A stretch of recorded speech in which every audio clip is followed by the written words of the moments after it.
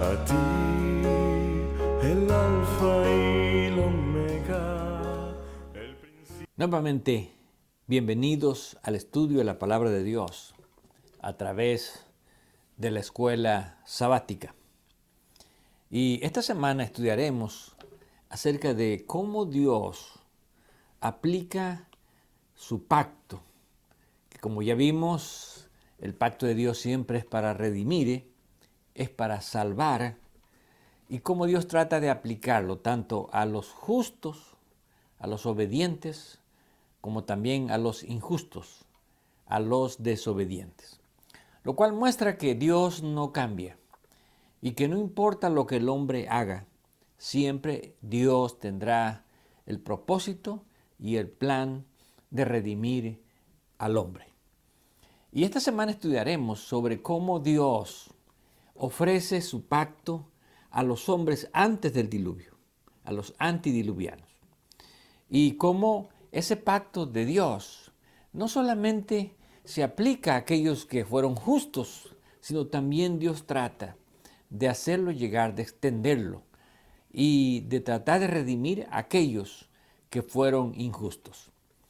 Y la primera parte de este pacto y la forma como Dios trata de redimir al hombre después de la caída de Adán y Eva, la encontramos en el caso de sus hijos, de Caín y de Abel. Y ya conocemos la historia de cómo Abel era un hombre justo y cómo Caín era un hombre injusto. Y el pasaje en Génesis capítulo 4, versículo 6, nos muestra la forma en que Dios aborda a Caín después de que él no aceptó la ofrenda que había llevado. Y dice el versículo 6, entonces Jehová dijo a Caín, ¿por qué te has ensañado?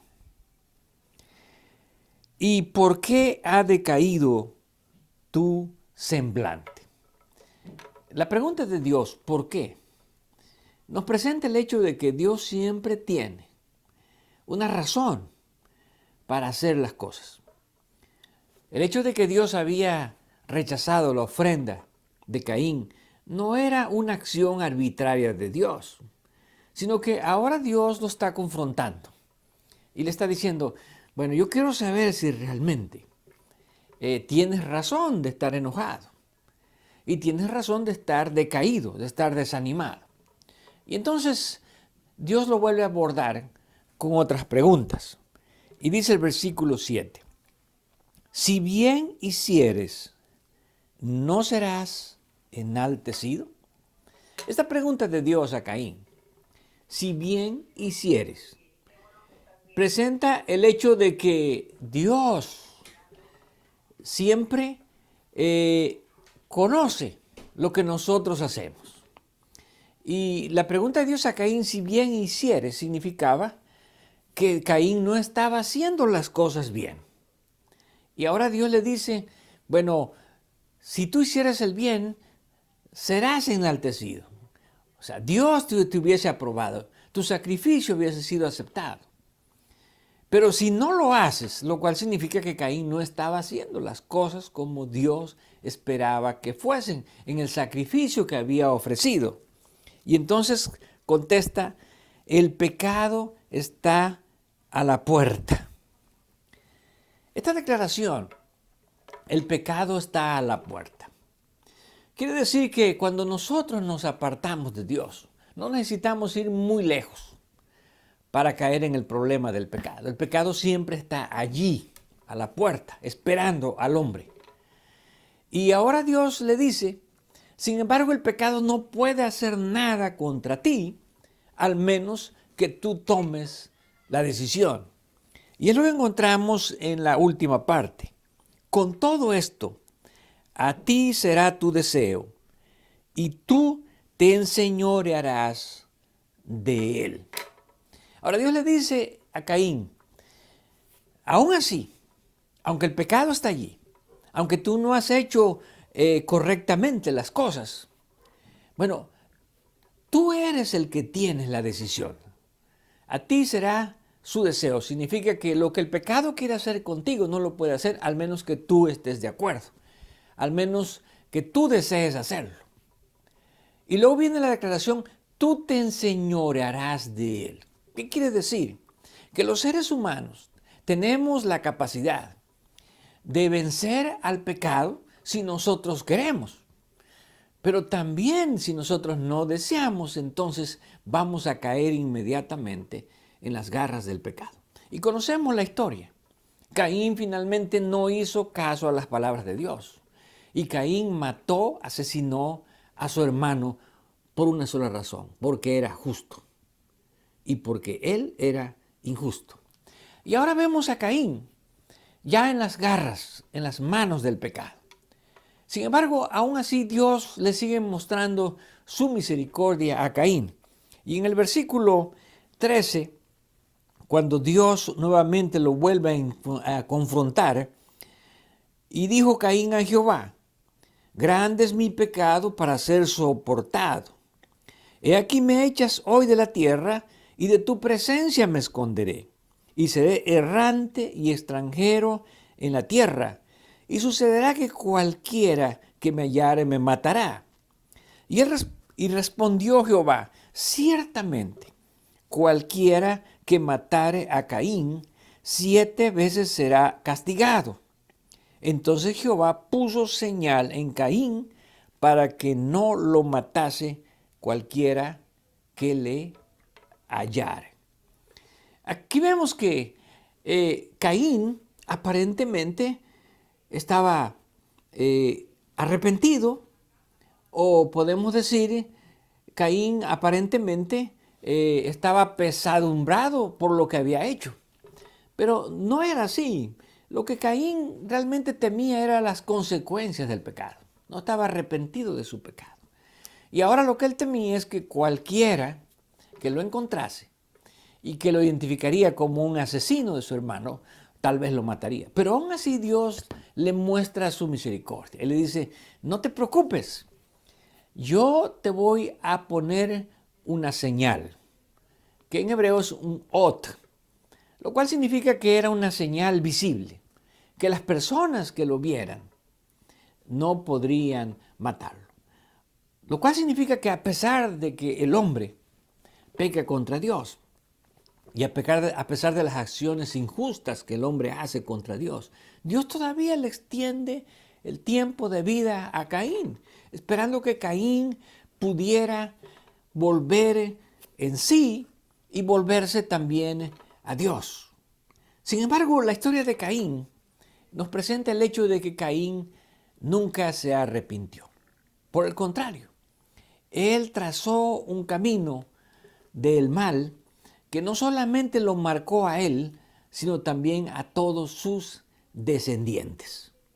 Y aquí encontramos el hecho de que cuando vamos nosotros al Nuevo Testamento, allá en las epístolas de Juan, encontramos que se hace una diferencia, una distinción entre aquellos a quienes se les llama los hijos de Dios y los hijos de Satanás. Y vamos al libro de Primera de Juan, capítulo 3, versículo 8, donde encontramos la siguiente declaración con respecto a cuándo nos convertimos en hijos de Dios y cuándo nos convertimos en hijos del diablo.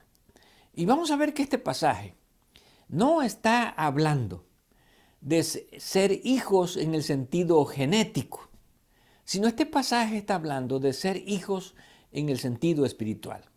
Porque genéticamente todos somos hijos de Dios. Porque todos los hombres provenimos de Dios, seamos buenos o seamos malos. Pero espiritualmente se hace diferencia entre los que son los hijos de Dios y los que son los hijos de Satanás. Y dice el versículo 8, el que practica el pecado es del diablo. Y el versículo 9 dice, todo aquel que es nacido de Dios no practica el pecado. Así que la diferencia la hace el practicar o el no practicar el pecado con relación a quién es nuestro Padre. Y dice el versículo 10, en esto se manifiestan los hijos de Dios y los hijos del diablo. Todo aquel que no hace justicia y que no ama a su hermano no es de Dios. Aquí encontramos que el hecho de no amar, sino aborrecer a nuestro hermano, Juan lo está identificando como no ser hijos de Dios, sino ser hijos del diablo. Y utiliza precisamente el ejemplo de Caín. Y dice el versículo 12, no como Caín, que era del maligno y mató a su hermano. Así que cuando hablamos de hijos de Dios, si queremos hablar genéticamente, todos somos hijos de Dios, porque provenimos de Dios y somos todos de una misma sangre. Pero cuando hablamos espiritualmente, tenemos que hacer la diferencia entre los hijos de Dios, que son los hijos espirituales, los que siguen la justicia, y los hijos del diablo, que son los hijos que siguen la injusticia. Y cuando regresamos otra vez al libro de Génesis, nos encontramos con el hecho de que después de que Caín mató a su hermano Abel, Adán y Eva tuvieron otro hijo y lo llamaron Sem. Dice el versículo 25 del capítulo 4.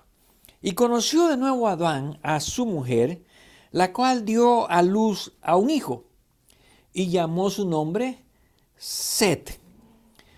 Porque Dios, dijo ella, me ha suscitado otro hijo en lugar de Abel, a quien mató Caín.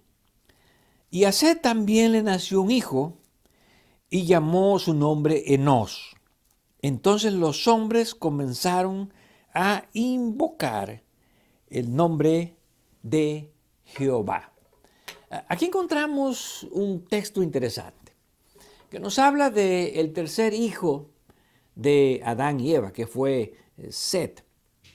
Y nos dice algo importante en relación a Set, que en el tiempo de Set fue cuando los hombres comenzaron, y aquí el texto dice, a invocar el nombre de Jehová. Este pasaje, cuando nosotros lo estudiamos en el hebreo, el verbo que aquí se traduce como invocar es kará, que literalmente significa llamar y que es un infinitivo o constructo en hebreo. Ahora, algunas versiones en español, como la versión antigua, traduce: los hombres comenzaron a llamarse en el nombre de Jehová o del nombre de Jehová, lo cual significaría, de acuerdo a esta traducción, que los hombres comenzaron a identificarse con el nombre de Jehová. Sin embargo, el verbo hebreo, que es un infinitivo, sería: los hombres comenzaron a llamar, y luego tenemos la preposición be, que sería en o con el nombre de Jehová, que también nos da la idea de que en el tiempo de Set, que fue el tercer hijo, los hombres empezaron a identificar con Dios o con el nombre de Dios. La Septuaginta traduce este verbo infinitivo kará también con un infinitivo, pero en voz media, lo cual significaría: los hombres comenzaron a llamarse, como a identificarse o a llamarse ellos mismos con el nombre de Jehová, lo cual nos daría la idea de que cualquiera de las dos traducciones que nosotros tomamos identifica a los hijos de Set con Dios, con el nombre de Dios, o que ellos mismos se identifican con el nombre de Dios, lo cual significaría que entonces, en el sentido espiritual, desde el tiempo de Set, los hombres que servían a Dios comenzaron a llamarse o a identificarse con el nombre de Dios, que espiritualmente, de acuerdo a lo que leímos en 1 de Juan, sería que comenzaron a identificarse como los hijos de Dios. Y cuando llegamos al capítulo 6, 1, que es una continuación realmente del capítulo 4, 26, donde hablamos sobre los hijos del tiempo de Set y la época de Set y el hijo de Set, encontramos que el 6.1 es la continuación, porque el capítulo 5 de Génesis simplemente presenta la cronología antediluviana. Y cuando llegamos a este capítulo 6.1 encontramos algo interesante. Aconteció que cuando comenzaron los hombres a multiplicarse sobre la faz de la tierra y les nacieron hijas. Ahora, aquí cuando habla de los hombres comenzaron a multiplicarse, aunque los hombres podía incluir a toda la humanidad, en este contexto encontramos que los hombres se refiere a aquellos que no eran los hijos de Dios espiritualmente, sino que eran los descendientes de Caín.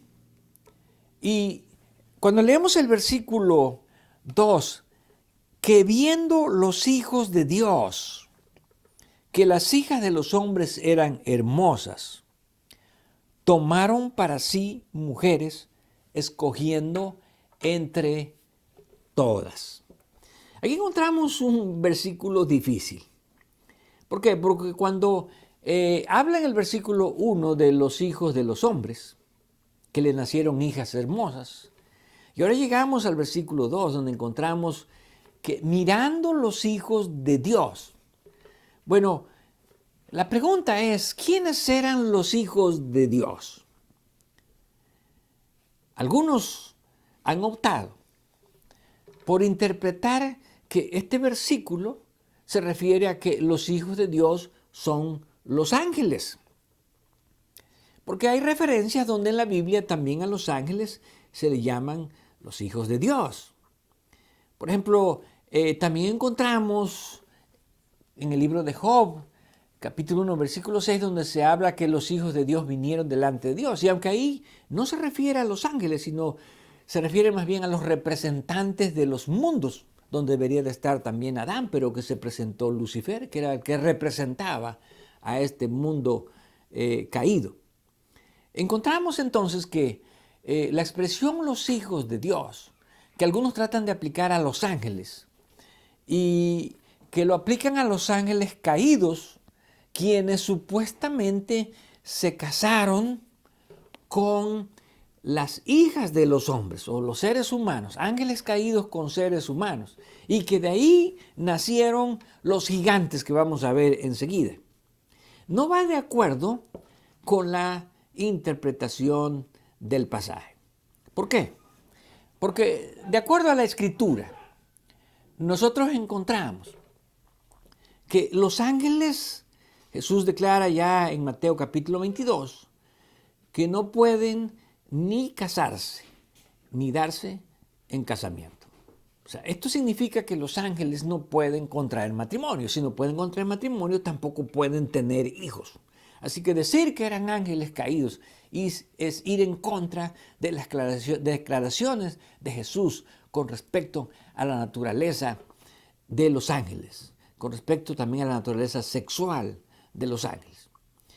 Pero cuando nosotros analizamos que los hijos de Dios, en el sentido espiritual, se referiría a aquellos hombres que durante el tiempo antes del diluvio prediluviano eran fieles a Dios y que ya identificamos como los hijos de Set. Entonces significaría que estos descendientes de Set, que eran fieles a Dios, comenzaron a fijarse en las hijas de los hombres, que aquí sería las hijas de los hombres, las hijas o los descendientes o las descendientes de Caín, que se les identifica como hijas de los hombres porque no espiritualmente seguían a los hombres, seguían a la humanidad y no seguían realmente a Dios. Ahora, el siguiente versículo, que es el versículo 4, nos dice: había gigantes en la tierra en aquellos días. Aquí tenemos otra declaración difícil de interpretar, porque aquí dice el texto, había gigantes. La palabra hebrea para gigantes aquí es nefilim. Ahora, nefilim es un término que no se sabe exactamente de dónde viene. Algunos creen que viene del verbo hebreo nafal, que significa los caídos o caer. Sin embargo, los nefilim aquí se estaría identificando con hombres de gran estatura. Ahora, quienes creen que los ángeles caídos se casaron con las hijas de los hombres, ellos dicen, de allí salieron los gigantes.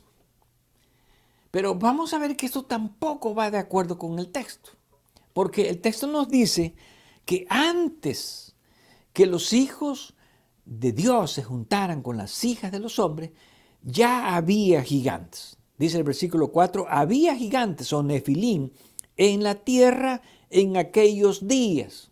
¿Y cómo sabemos que ya existían antes de esta unión? Porque el versículo dice, y también después que se llegaron los hijos de Dios a las hijas de los hombres. Así que este texto es bien claro. Los nefilim, los gigantes, ya existían antes de que se juntaran los hijos de Dios con las hijas de los hombres. Por lo tanto, la declaración de que los gigantes nacieron de la unión de ángeles caídos con las mujeres, hijas de los hombres, está en total contradicción con lo que nos está diciendo el texto.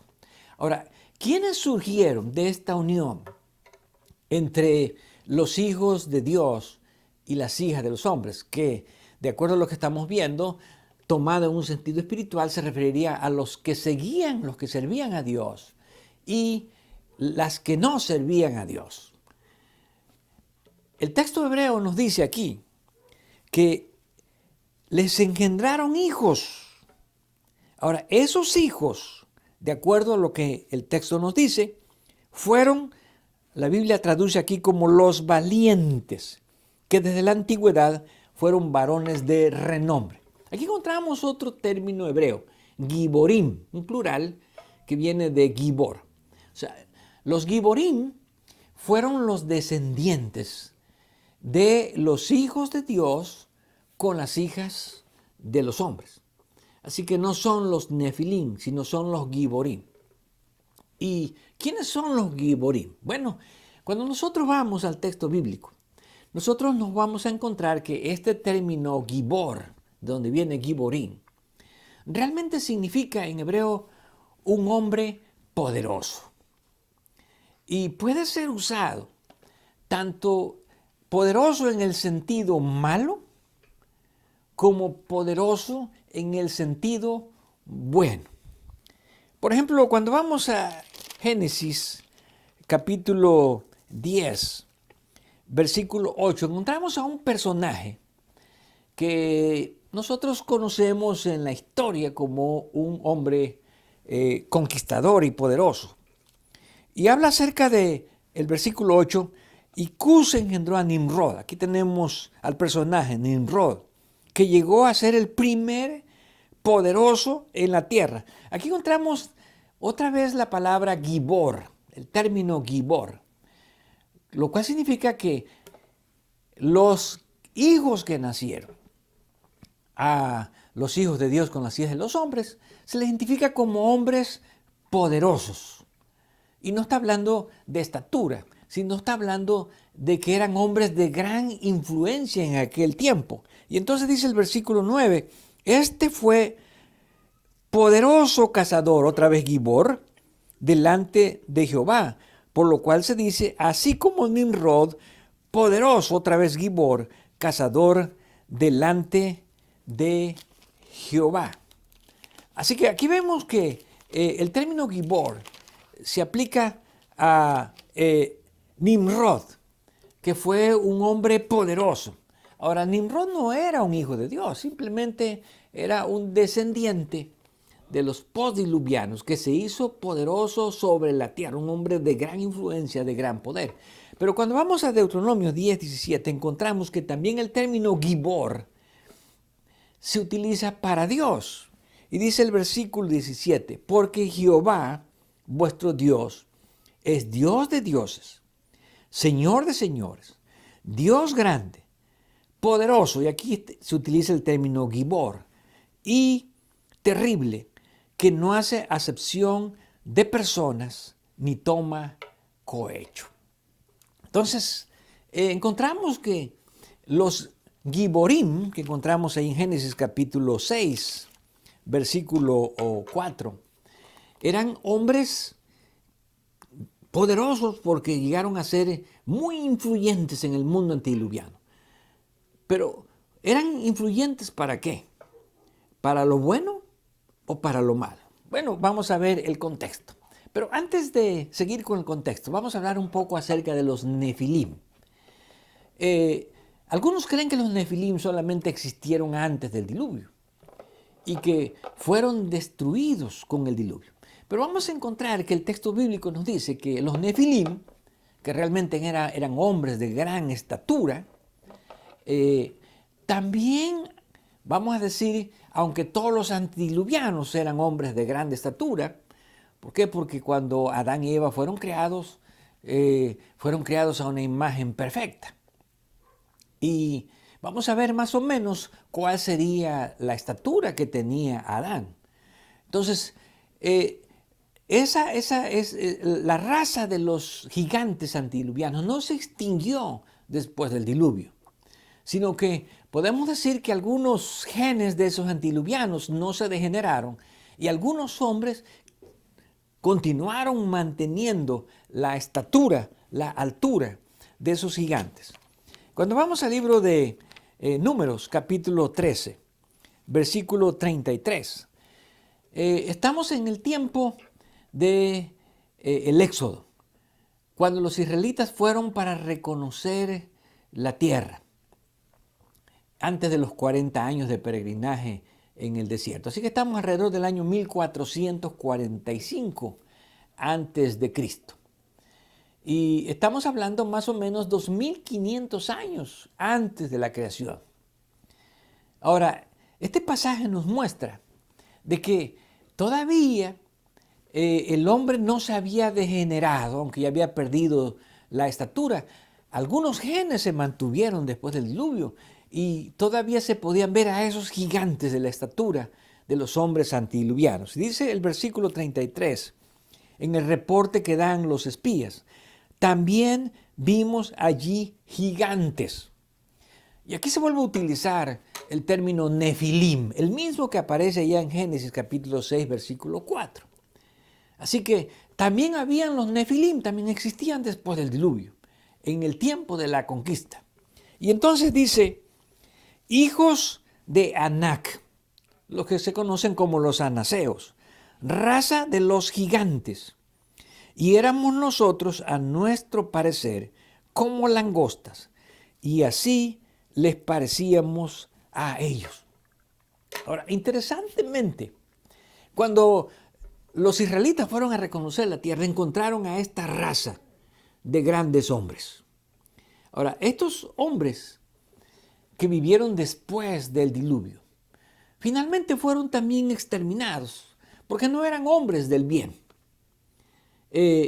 Tanto los israelitas cuando entraron a la tierra prometida, exterminaron a esta raza de gigantes, aunque no totalmente, porque nuevamente los encontramos en el tiempo de David, alrededor del año 1000 por allí.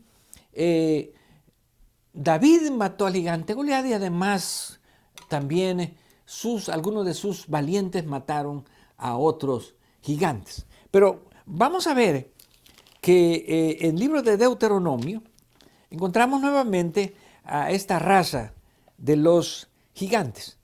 Y ahora se les identifica como los emitas. Así que los anaseos, la raza de los anaseos eran gigantes. También encontramos que los emitas eran también gigantes. Y dice Deuteronomio 2, capítulo 10, los emitas habitaron en ella antes, pueblo grande y numeroso, y alto como los hijos de Anac. Así que eran de la misma altura como los hijos de Anac, que eran los Nefilim. Por gigantes eran ellos tenidos también, como los hijos de Anac, y los moabitas los llamaban emitas. Ahora, aquí encontramos que a ellos también se les llamaba gigantes. El término hebreo que encontramos aquí para gigantes es Refaim, que también significa hombres altos de gran estatura, y se le compara con los hijos de Anac, a quienes en número se le llama los Nefilim, postdiluvianos. Y algo interesante es que uno de estos gigantes, acerca de uno de estos gigantes, se dan los datos sobre más o menos la estatura que tenían los gigantes en aquel tiempo. Y vamos a ver en el versículo 11 del capítulo 3 de Deuteronomio, porque únicamente Og, rey de Basán, había quedado del resto de los gigantes. Su cama, una cama de hierro, ¿no está en Rabá de los hijos de Amón? La longitud de ella, de su cama, es de 9 codos y su anchura de 4 codos, según el codo de hombre. Así que por el tamaño de la cama de este gigante, del rey Og, podemos ver más o menos la estatura, porque las camas están hechas más o menos a la estatura de las personas. Y dice aquí que medía 9 pies de largo. Ahora, el codo de hombre medía aproximadamente 45 centímetros. Por lo tanto, si lo convertimos a metros, diríamos que la cama de este rey medía 4 metros con 5 centímetros. Lo cual significa que los hombres gigantes, si estamos hablando ya de los gigantes después del diluvio, medirían alrededor de 4 metros antes del diluvio, porque aún lo conservan después del diluvio. Y su anchura aproximadamente 1.80 metros. Ahora, cuando lo convertimos a pie, vamos a ver que entonces la cama medía alrededor de 13 pies y medio de largo. Y esto nos da la idea de cuán grandes eran los gigantes en aquel tiempo. Así que cuando a menudo se dice que los hombres antediluvianos podrían haber sido más del doble de la estatura que tenemos los hombres actuales, indudablemente esta declaración es correcta. ¿Por qué? Porque no es una suposición, sino que estamos viendo aquí los datos de la Escritura. Ahora, el hecho de que fueran gigantes, según lo que nos dice la Escritura, no era nada malo porque Dios los había creado al hombre de gran estatura. El problema es que estos gigantes generalmente están relacionados con el mal. Y algunos de ellos, como ya vimos, se convirtieron en giborín, hombres poderosos del mal que perpetuaron la maldad y quisieron que el mundo se corrompiera.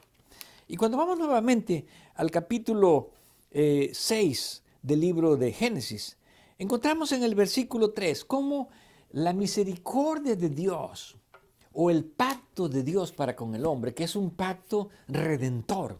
Dios desea siempre salvar al hombre. Aunque el mundo se había corrompido, Dios les da un tiempo de gracia para que se arrepientan. Dios les da una oportunidad para que puedan escuchar el mensaje de salvación. Y entonces Dios dice, el versículo 3, no contenderá mi espíritu con el hombre para siempre, porque ciertamente él es carne, mas serán sus días 120 años.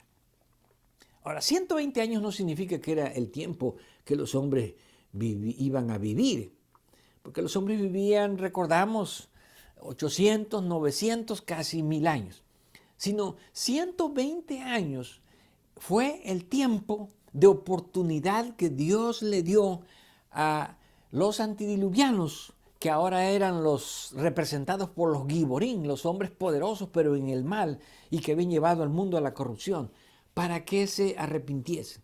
Lo cual significa que Dios muestra su misericordia aún a los antediluvianos. ¿Y quién es el que está detrás del hombre para que se arrepienta? Bueno, Dios dice, no contenderá mi espíritu con el hombre para siempre. Quiere decir que el Espíritu Santo está luchando en las mentes de los hombres, en los corazones, para que el hombre se arrepienta. Pero desafortunadamente los hombres antediluvianos no quisieron arrepentirse en ese periodo de 120 años, que fue el tiempo en que Noé, el precursor de justicia, estuvo predicando para que los hombres buscaran a Dios. Y entonces encontramos en el versículo 5, y vio Jehová que la maldad de los hombres era mucho en la tierra, y que todo designio de los pensamientos del hombre de ellos era de continuo solamente hacia el mal. Ahora, ¿cuándo fue que el pecado creció en el mundo? Bueno, de acuerdo a lo que estamos leyendo en este capítulo, fue después de que se unieron los hijos de Dios con los hijos o las hijas de los hombres. Quiere decir que cuando el bien se une con el mal, a menudo el bien no influye, no cambia el mal, sino al contrario, el mal influye sobre lo bueno de tal manera que el bien combinado con el mal se vuelve aún más corrupto. Y eso es la imagen que tenemos nosotros en el capítulo 6 del libro de Génesis, donde Dios dice, es que el pensamiento del hombre, sus pensamientos son de continuo al mal. En otras palabras, aunque el Espíritu Santo les está hablando a su mente, sus mentes no hacen caso de la palabra de Dios. Y entonces vemos que Dios levanta aquí a Noé. Y encontramos en el versículo 11, y se corrompió la tierra delante de Dios, y estaba la tierra llena de violencia. Y miró Dios la tierra, y aquí que estaba corrompida, porque toda carne había corrompido su camino sobre la tierra. Ahora, lo que encontramos en este pasaje es la descripción de un mundo corrompido, de un mundo corrupto, que cada vez el mal crecía más y más sobre la tierra. Y dentro de este mundo totalmente entregado a la corrupción, Dios encuentra a Noé, a quien ahora Dios lo hace portador de su pacto. ¿Para qué? Para que Noé pueda postergar una generación que sea fiel a Dios. Y por esa razón encontramos las características de Noé en el versículo 9. Noé era varón justo, primera característica. Era perfecto, segunda característica. En sus generaciones, quiere decir que entre toda la gente que vivía en aquel tiempo, él era perfecto. Y también Noé caminó con Dios. Era suficiente para decir que Noé era un hombre que servía realmente a Dios. Que podríamos decir tal vez el único hombre a quien aquí se describe que podía mantener la fidelidad a Dios después de que Dios destruyera la tierra con el diluvio. Ahora, algo interesante es que cuando leemos nosotros la cronología de Génesis 5, hablando de los patriarcas antediluvianos, encontramos que Matusalén, de acuerdo a la edad que se da allí, murió en el mismo año del diluvio. Quiere decir que Matusalén murió ese año y ya no pudo entrar en el arca. Ya era una persona muy anciana, Dios lo llamó al descanso. Pero Matusalén nuevamente, podemos decir, se convierte también en un símbolo de la fidelidad. Aunque aquí el enfoque está hacia Noé.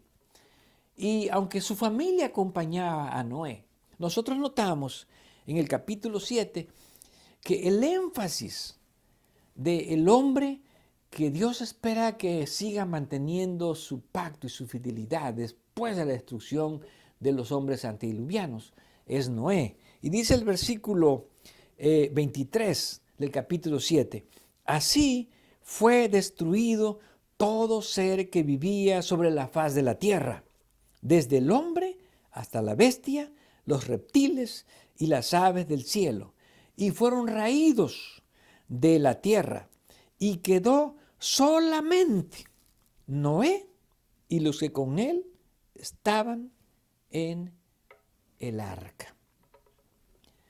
Ahora, cuando se habla de que Noé era un hombre justo, un hombre perfecto, un hombre que caminaba con Dios, debemos recordar que no se está hablando de una forma absoluta. No significa que Noé ya no pecaba, que ya no tenía naturaleza pecaminosa, que no cometía errores. Y vemos después del diluvio la historia de Noé.